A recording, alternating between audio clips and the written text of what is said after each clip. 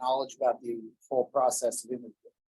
I've done things very right, and I've done things very wrong. I've also seen things done very right and very wrong. I feel like I might have a thing to share with you about how interviews go, so I thought I'd put a little something together. Now, I didn't really have much time to put much together because I literally just found the slot open like last night. So I don't have a whole lot, I don't have anything to put up for slides, but I have some rough notes.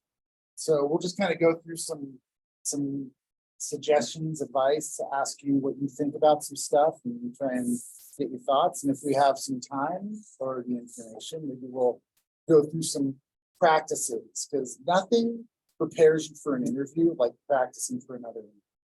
So let's get started. So the whole point of a job interview, why do we do job interviews?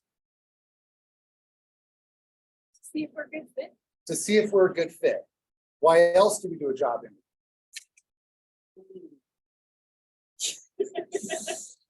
Well, that's actually a very small portion. It's an important portion, but that's negotiations, not interview. And that's a whole other talk that I could give entirely altogether. Although a friend of mine gave a great talk that I've thrown up on one of the channels before, so I encourage looking for that one. What else? Now, when you mention fit for who? For both parties. So when you interview, not only is a company interviewing you, you're interviewing the company. So have you ever walked into an interview and started asking questions, started talking to a hiring manager and said, yeah, I don't know. You ever done that? I see some nods. Okay. So you all get this. I mean, my story on that was years and years ago. I was interviewing for a nameless, faceless ride-sharing company. And they, one of my favorite questions to ask in an interview is, what's your biggest problem? Because it's very telling. I'll get to why that is. And the response they gave was backfilling for the holidays. And I said, thanks, good night, have a good one. Because I know me. Now, that may be fine for other people, but for me, I value that time in my life. Now, some things are going to raise red flags, and others are just going to be like your own personal situation doesn't fit well with. You may find out a company is like very, like they say, startup environment, meaning like they're just grinding and they're working through crazy problems and they're up till midnight. And that may be exciting for some people. I know some people who love that. And then there are other people who want to just go home and sleep that night and then just punch an 8-hour clock and be done. So being able to find those things out in an interview early on is good to know. Now, remembering that is useful going in because it actually means that you, as a candidate, have power. You have power of decision. You have options. Now, it may not seem like there's a huge amount of options right now between the fact that you're maybe in like relatively early in your career, you're in college right now, and it may seem that way because of the way that like the global economy is, with big companies laying people off left and right. But those things change.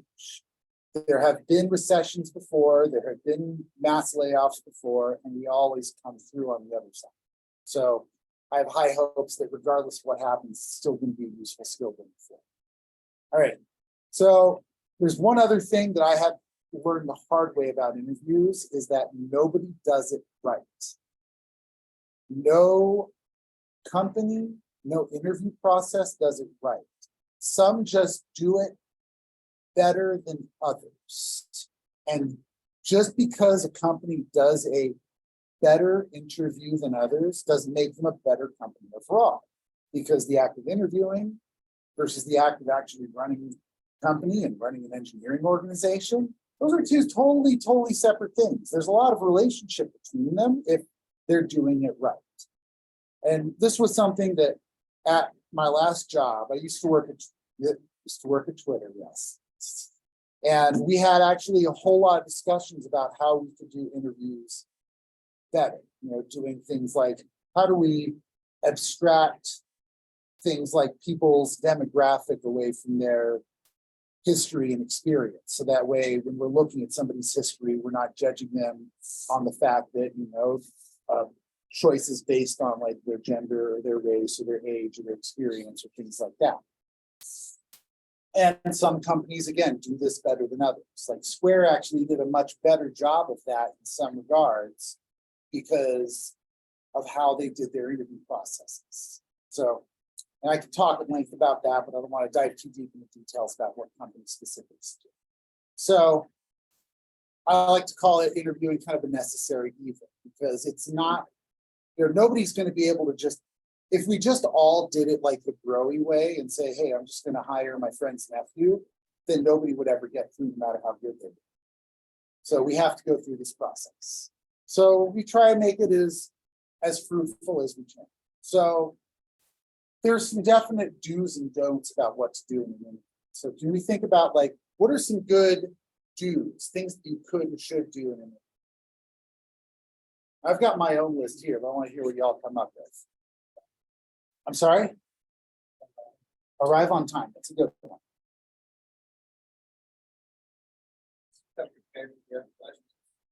Come prepared with your own questions, and I couldn't hear you. Research beforehand. That's a very good one. Yeah. So I'd love to hear more about that, like because we're gonna come back to coming up with your own questions later. But what kinds of things might you look for when researching the company?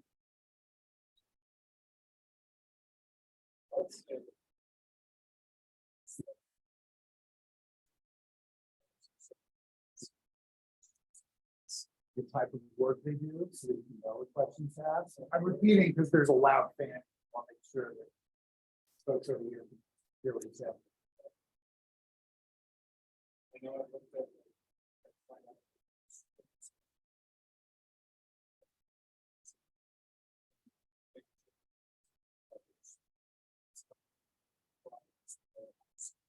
Absolutely. Yeah. Right.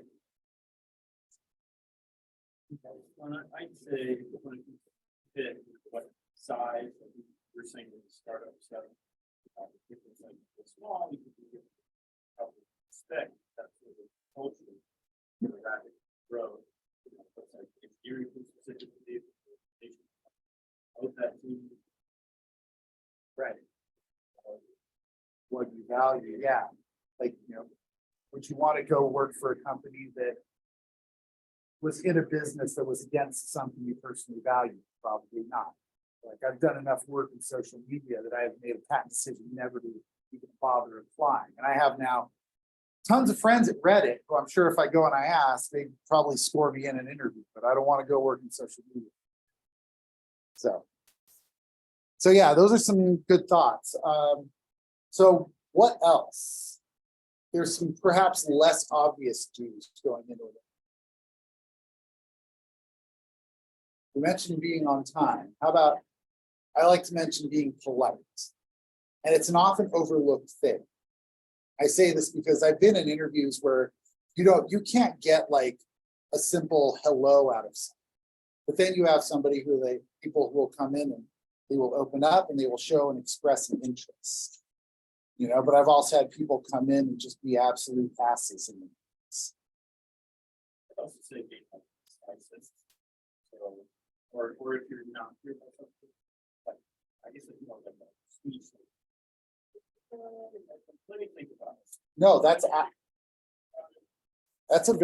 a very good one. Be decisive. And I'm going to drill into that in a moment, but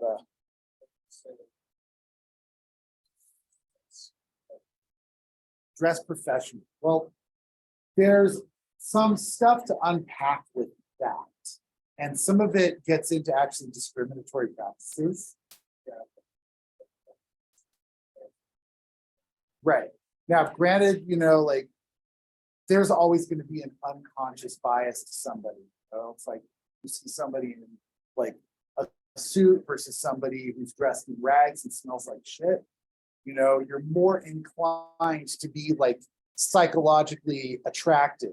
I say that like, in a very neutral term, but you're much more accepting of the person who's dressed, regardless of what regulatory discrimination practices and rules there are in place, you know? Because there's a lot of, oh, and it's, again, one of those things that some companies do better than others.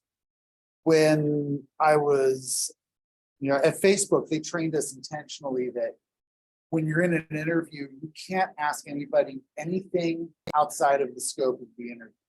So the most you can say is, how are you doing? And are your needs met? Do you use the restroom or get some water before we continue? You can't even ask somebody, how was the drive coming in? Because what if they were taking the bus and had a hard time and then they reveal something more about themselves? So, trying to stay away from things that trigger discriminatory practices. Now, that said, be aware of that going into an interview and watch out for what people are asking about, So now back to your thing about being confident. This is another thing that I kind of wrote down about, you want to have that right mix of confidence and humility. So one of my favorite interview answers to give is, I don't know, but here's what I would do. Because it's a skill to know what you don't know. And understand that what you don't know is not insurmountable. So again, you're all early, relatively experienced, right? The idea here is that you're going to get asked questions about situations you've never encountered. And you have to kind of rely on what experience you have. I've actually been able to rely on experience from outside of the tech industry to get me through certain interviews, as well as through certain work projects as well. My next conference talk I'm going to give is everything I learned about engineering, I learned from my dad, who's a mechanic. He wrenches on cars, and he's long retired. That's beside the point. Okay, so back to being polite. I always make sure I thank people in my interviews, because when you're in an interview, people are being pulled out of their busy routine to come and talk to you. So wrap up with a thank you for your time. And if nothing else, it's just general good practice. And it's kind of like a obvious thing, but it does cover some of that too. All right, what about some don'ts? Things not to do with anything.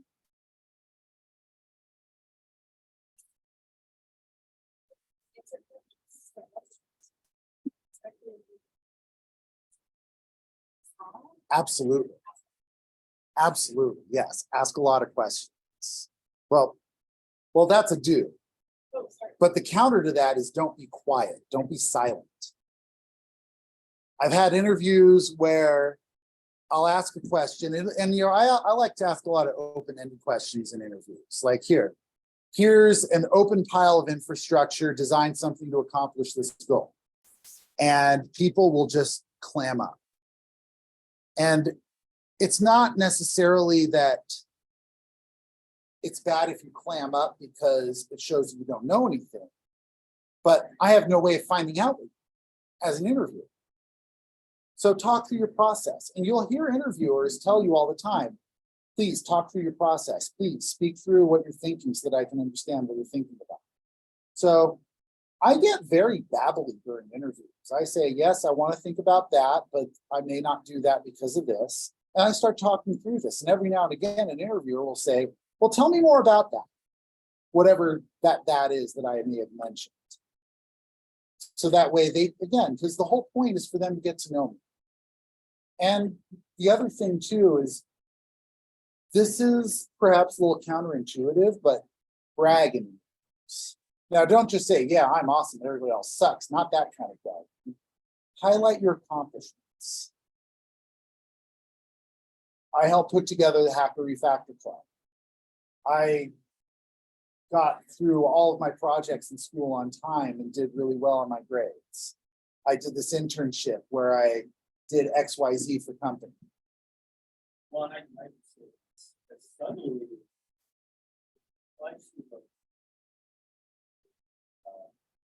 agree on that. Yeah, It's adjacent to why is pushing, or like, you know, how we can solve the problem. Well, actually, like, this project, I have to do this, that. So. exactly. There can be as long as you can back anything up to say that's somewhat uncomfortable, that's a good thing. Because then you can say instead of, yeah, I can do that, say, yeah, I did that last year. Or I came close to doing that with this project. That sounds like it's other things that I did. Because then that shows that you have done it. Now, again, and we're all really in our careers. So there may not be a full lot to draw on, but not nothing. That's the point. There is, you haven't done nothing. And we'll, you know, hopefully here through this program, you know, give college providing opportunities for you to do things. Yeah, no, please.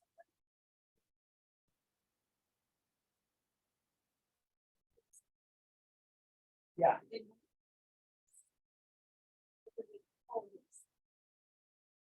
Well, ideally, yes, they should have seen your resume. But I have also talked to people who intentionally don't look at resumes so it doesn't color their opinion of a candidate. And again, it depends on who you're talking to.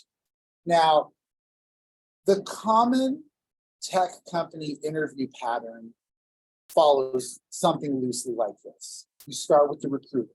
Now, the recruiter, they've read your resume, they've read the role, but they don't necessarily know the intricacies of what the team does because they're not an engineer. I'll say not an engineer. They're not an engineer, they're a recruiter. And but as a recruiter, it's also their job to know in explicit detail the other not work-related things. They know all of the benefits works. They know the pay scales. They know, you know, they can answer questions about like corporate structure. How's the company funded? You know, interrogate them for those kinds of things. Don't waste a hiring manager or other interviewers' time with those kind of questions, because that's what the recruiter is there to do, is answer those questions. So you have the recruiter, and then you have typically what's called a panel. And in a panel, you'll have a mixture of somebody who's a hiring manager and a bunch of other interviewers that are usually topic focused. What we had, Facebook actually wrote blog posts about this, and I don't know if they still do it, but they had a series of panels called Jedi, Ninja, and Pirate. Now, the Jedi was there for kind of like the mental emotional fit. They wanted to see if you had the right temperament for being able to do the job. Will you work with, it sounds terrible, but will you work with our culture is usually what they were trying to answer inquisitively. Can you handle the pressure of doing what we have to throw at? The Ninja was the coding exercises, and that was literally just that. Here's a code editor, write out something to do this task. And then the Pirate, these were always my favorite, but they were also the hardest questions to ask. They were like the more nebulous questions. They were usually around the infrastructure type of roles, like what I do. So it was a lot of like, here, you have this system, which is just like a basic web server, scale it up to handle 1 billion requests a day. How would you do that? And then, or they'd ask you other like more nebulous questions. Like we asked a candidate, how would you build a data center on a move? Because then you get to see that you ask more open-ended questions to see what kind of directions do they go to get to that goal. And then you get to see what interests people and what they gravitate towards. And you say, okay, cool. This person really likes writing code to solve solutions. Let's slot them over to a Swedish role. This person really knows their stuff about networking. Let's slot them over into a networking role, and various in between. Things like that. And then there's the more obvious don'ts, like don't be racist, don't be sexist, don't be ageist, don't be classist, things like that. Don't badmouth.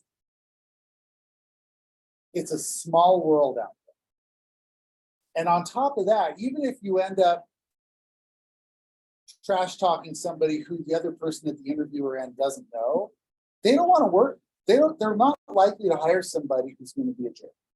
And so if you walk into an interview and say, yeah, I was doing great until that manager screwed me over for that thing, that doesn't bode well. So try and keep it positive. The other thing, and this is something I have seen people do in interviews, is get angry. And this can be a difficult thing because, why else would we be doing all these interviews if not to get that thing that we wanted, that awesome job, and that big paycheck that comes with it. And if that doesn't happen for you, that can be angering and frustrating and upsetting. So as long as you walk in knowing like, yeah, I'm just here to do this interview, what happens afterwards, I'm unattached to, that helps us to alleviate some of that pressure internally. And hopefully if we don't have that pressure internally, it doesn't reflect externally. Because we can't always be that perfect person. I had an interview that I just did a few months ago that I thought it went extremely well. And then the last panel, I just kind of felt myself getting a little frustrated. And that was enough for them to rule me out. I did excellent well talking to the other 6 different interview panels that I spoke on. So I don't know.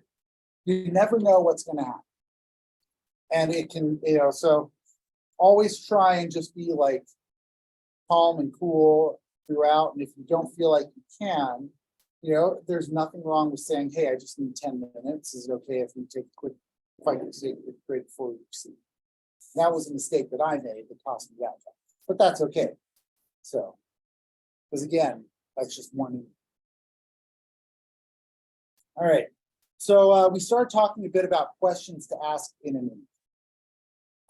One of the things to consider though is who you're talking to. Because again, you have the recruiter, you have the hiring manager, and then you have focused interviewers, people who are like just other engineers asking you questions about certain things. And it'll be relatively obvious who you're talking to because people will introduce themselves and say, yeah, I'm the manager for this team. Versus, yeah, I'm an engineer on this other team or a tech lead on that other team, things like that. When you talk to those people, then you can kind of think about what you want to ask for. So I talked a lot about like what you want to ask a recruiter. Can anybody think about another question you might want to ask a recruiter? So I mentioned things like, salary range, benefits, corporate structure. Can you think of anything else you might want to ask a recruiter?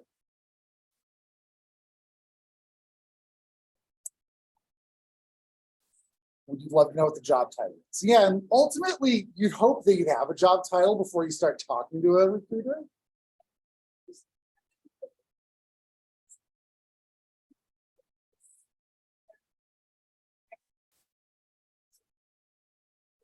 People. Yes. And like, what do you like?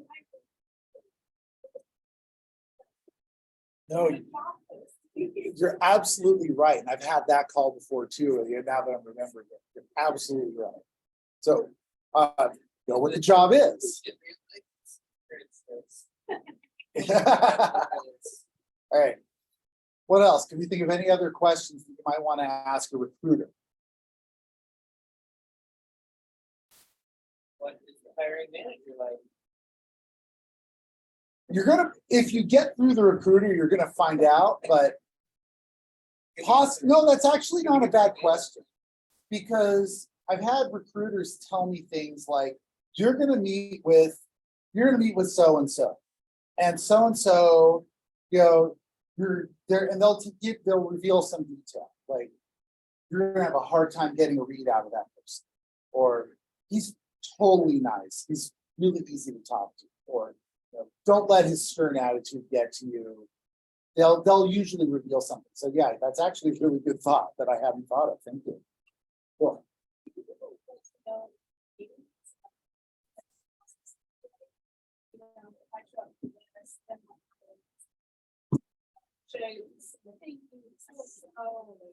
Yes. Yes, the process is always a good thing to find out early on. And usually what happens in these kinds of things is for a lot of these jobs, it'll start off with, you'll have a call with the recruiter, and then you'll have a call to either with like a hiring manager or a tech lead on the team, and they're there basically to do a sales pitch. And you can ask for that, like say, don't just assume you're going to go right from a recruiter to an interview. Say, I'd like to know more. I have questions I want to ask a hiring manager. Can I talk to them? So that's a good one to think of. What else? Growth opportunities, company growth, and I like to wrap that one with how are you funded and when's your next funding round? If it's a startup, because publicly traded companies, you can go look at how the stock's doing. But privately held pre-IPO companies, it's a little bit murkier. The recruiter has often access to that information.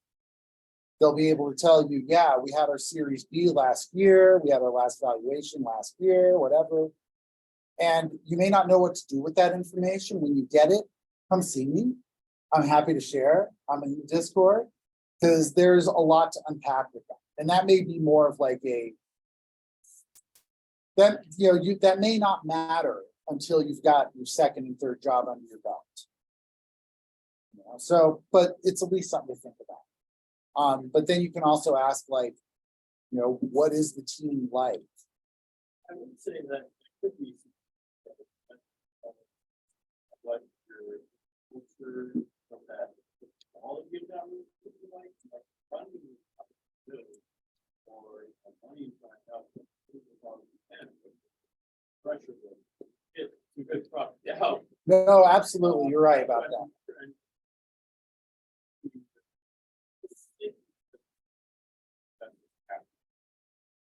Yeah.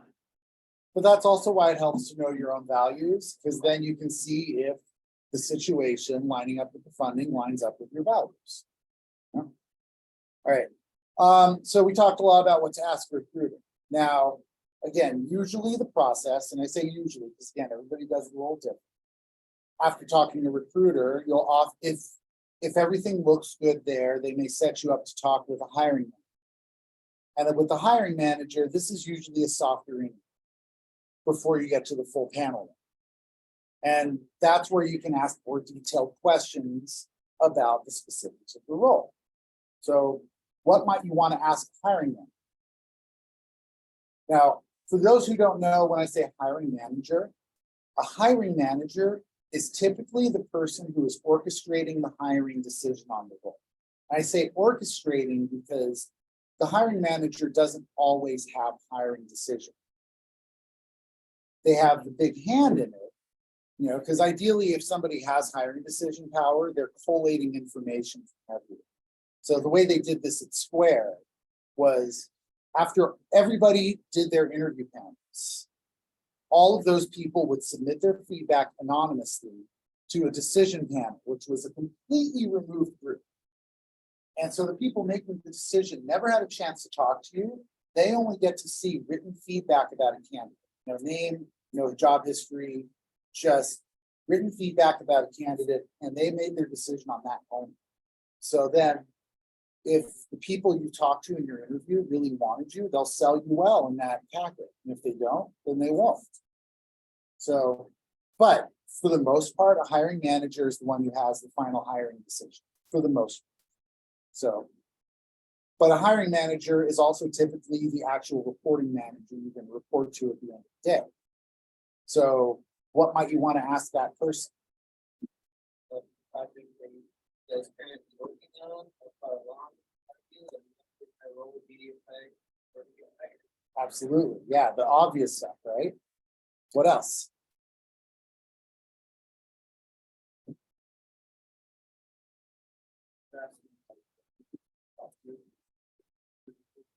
Say what?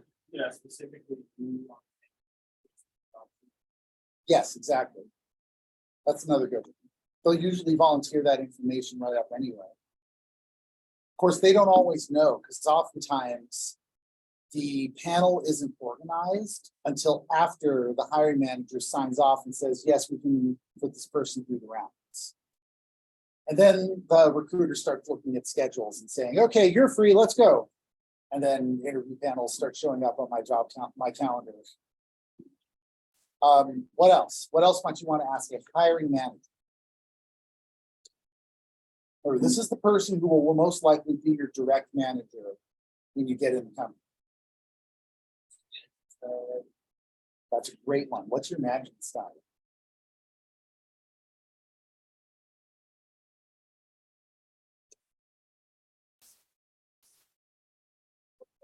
What's a typical work week? That's a good one. Yeah. Right. I usually like to expand that out and say like day or week or month or quarter, because depending on the company, they may do stuff in just like steady stream cycles. And some people, they do proper like quarterly planning and sprint planning. So that's actually a really good question. What else? I've got tons that I can ask, but let's see what you got.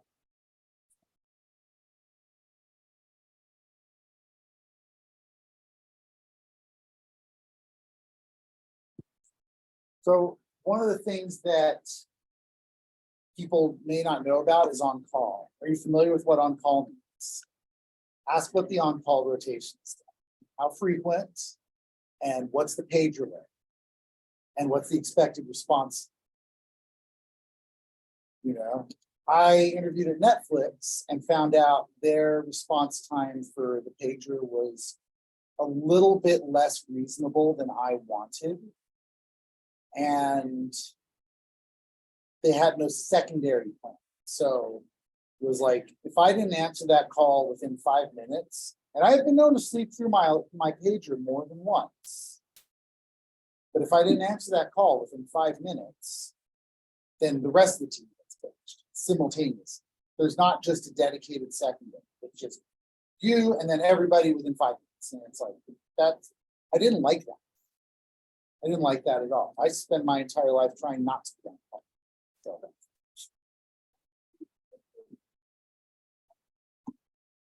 On-call rotations typically, the frequency is typically scaled to the size of the team. So, like you're on for a week and then everybody else is on for a week one at a time. So bigger teams have better on-call experiences than smaller teams. Teams that are split across time zones have the best, because then you have follow the sun coverage. Like right now, my day job is with a company in Israel. So that means when I go on call, I'll handle their nights and they'll handle mine, which is excellent. Nobody has to get woken up unless they're desperate, which happens.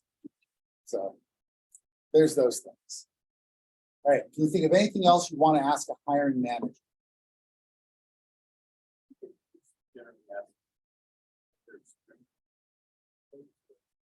Mm-hmm. Right. Okay. You mentioned growth. Another thing to add to that, growth opportunities for you as an individual.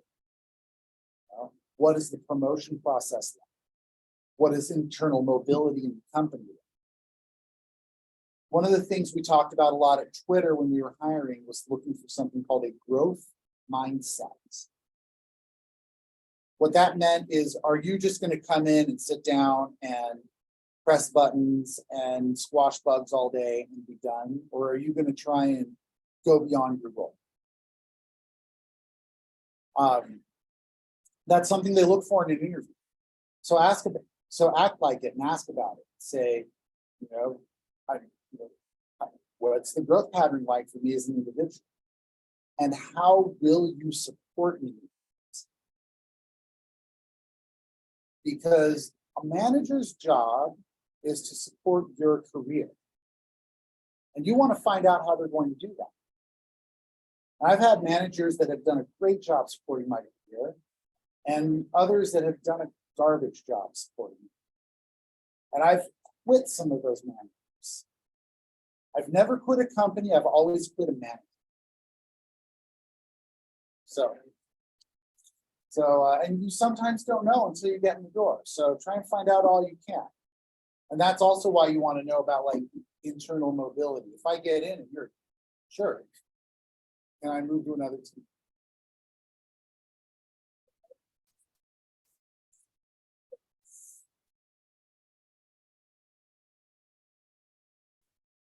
That's something you can ask the recruiter. Yeah, you don't want to ask the recruiter questions that are too technical or too specific to team operations, but large class things about like, greater class things about like, are you a remote company? And where is the team? That's absolutely a question that's appropriate for a recruiter. And that's the thing about the recruiters, they have generally more time for you than anybody else in the process. You want to try and get as many questions through to them as possible. But with the actual hiring manager and the actual engineers you're interviewing with, they're going to give you information that nobody else you talk to can give you. Okay, cool. All right. So we've talked about the recruiter and the hiring manager. The rest of the people you're likely going to be talking to are other engineers, or occasionally engineer adjacent roles like project managers, things like that, or maybe managers of sibling teams. What might you want to ask them?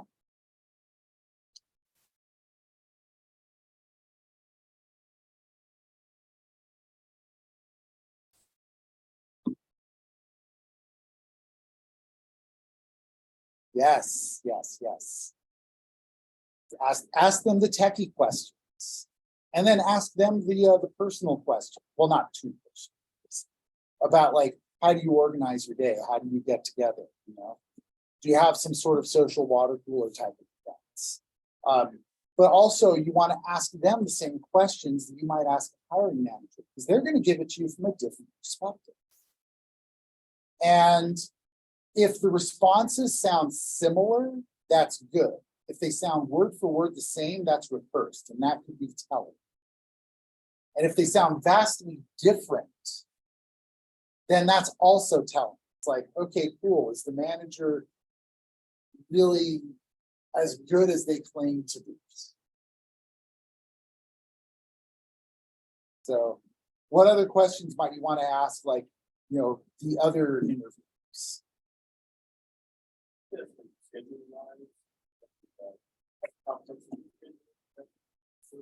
Yeah.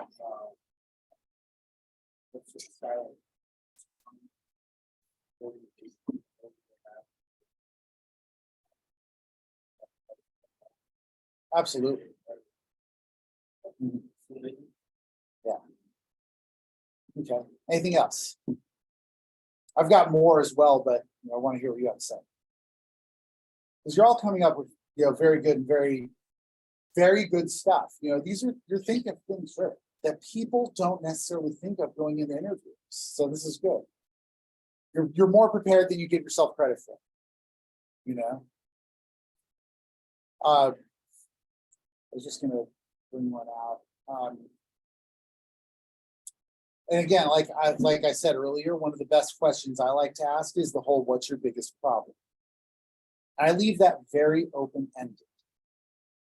I don't say what's your biggest technical problem or leadership problem. I say what's your biggest problem, and I just leave it at that. Because then people go to, in their mind, the biggest problem. And they can get very telling. Because you want to get them to reveal stuff about the job. I've had people, like, the best answer you can get is, we're growing and we can't keep up with the growth. Because that means you're going to have some job stability. You're not going to be sitting around picking your nose. And that means if they're growing, they've got money coming in and they're not going to lay you off anytime soon. So, if they talk about growth, that's a good thing. The other thing too, I like to ask is about the interview itself. I like to ask the meta questions. How much will the knowledge of what you're interviewing me on right now be a part of my day-to-day?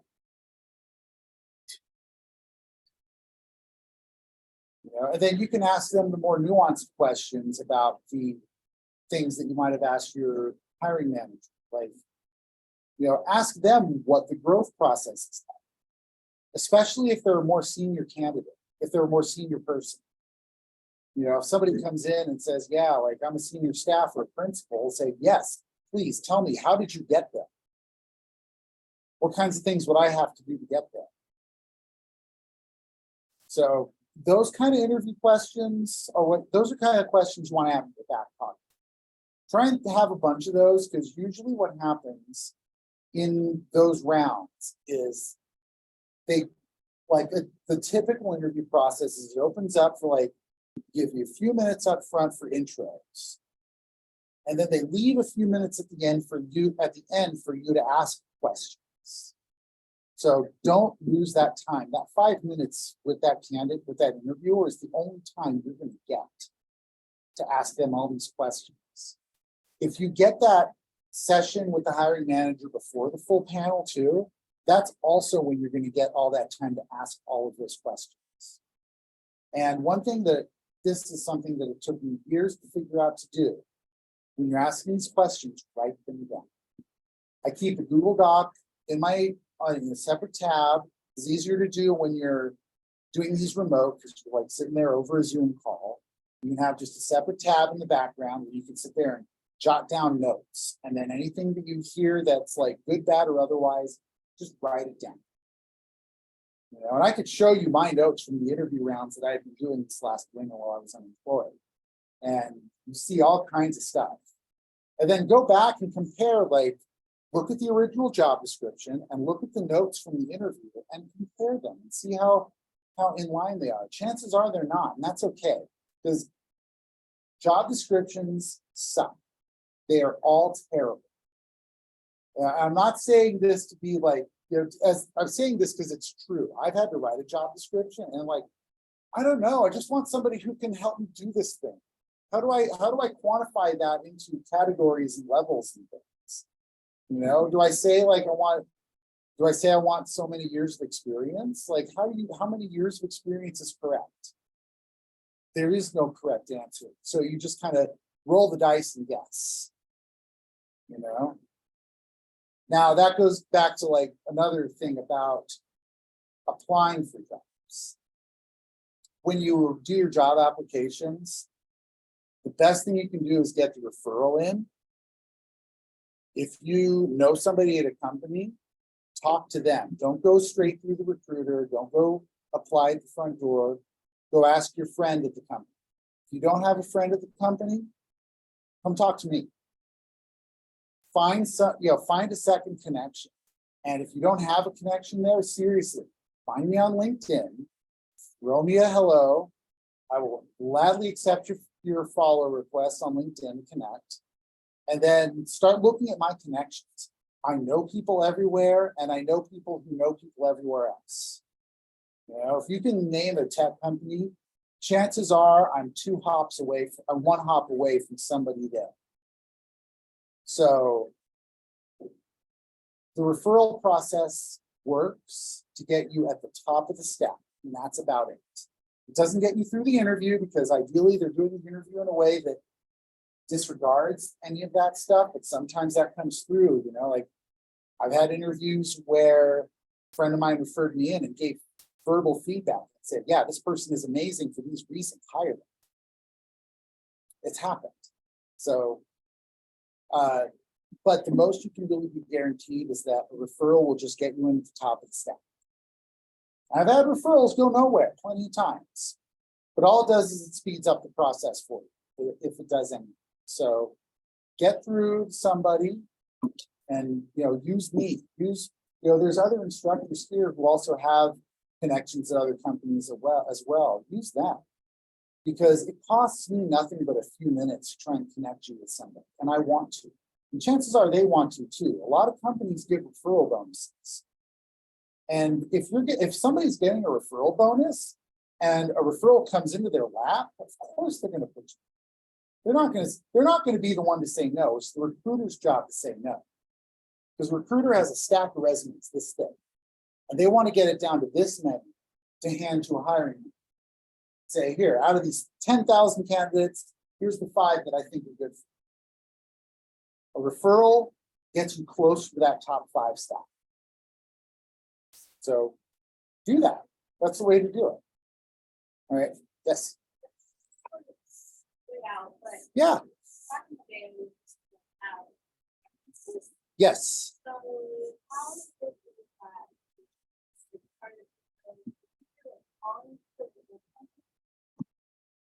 Sure. Typically, the way that it works is the way that I've seen it is that you go through the interview process, a decision is made, and then they ask for references. Now, again, everybody does it differently. Everybody does it wrong. Some people don't do references at all. My second job that I have now, they didn't ask me for references. They asked me for references for this job teaching at the college, but they didn't call me. So the idea of references has kind of become a little bit old hat. People still will ask for them. And if you have if you do a reference, think of just try and keep 3 people in your mind at any moment who will say something good about it. Because if that call comes through, you know, I've gotten reference calls from people I know. And, you know, sometimes I've had to dance around yeah, maybe they're not as good as they say they are because I want to help my friend out. And that's always the thing too. It's like, you never know how your words are going to affect another person. So it's interesting. So, you know, if you're going to ask for references, you know, just think of people who are recent in your history, people who will say good things about you. And, you know, don't just throw references over the fence anonymously. Always ask people about it. All right. Cool. So I think we're at 5. If we want to, I'm happy to also, like, again, one of the best ways to get practice with an interview is to actually do it. And one of the things that I've done with friends is run mock interviews. You know, and we'll sit down and I'll pretend to be a hiring